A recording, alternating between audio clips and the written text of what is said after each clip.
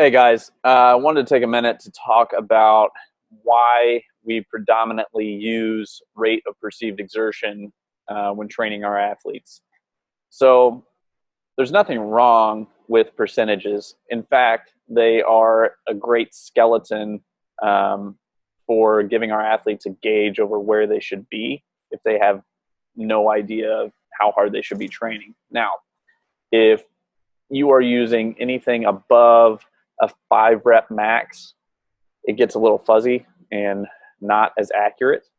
But if you're using, 1, 3, or a 5 rep max, those are good numbers that you can use as an estimate to base your training percentages off of. Now, we use RPE in conjunction with percentages like this.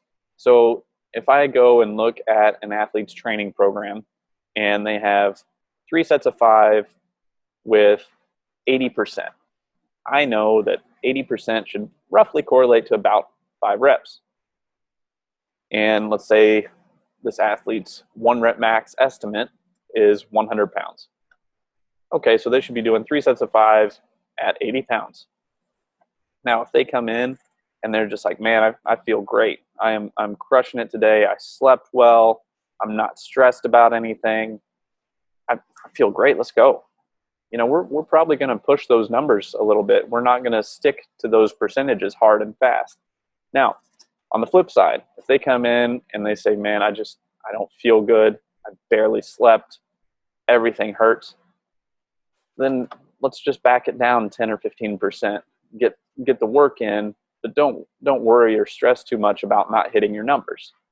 So that's where RPE is nice, because it allows for a little bit of flexibility and variance within the training session and within the training cycle. So there are an infinite list of variables that can affect performance day to day. So just some of those factors would be hydration status, nutrition status. How well did you sleep last night? Are you stressed out? Do you have any, like if you're like our high school athletes, do you have any tests or exams coming up?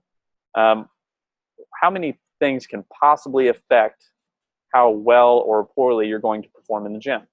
So that's where it comes down to making sure that you have a coach who communicates with you day to day, so that they can know what's going on in your life, so that they know, what to expect from the athletes that day.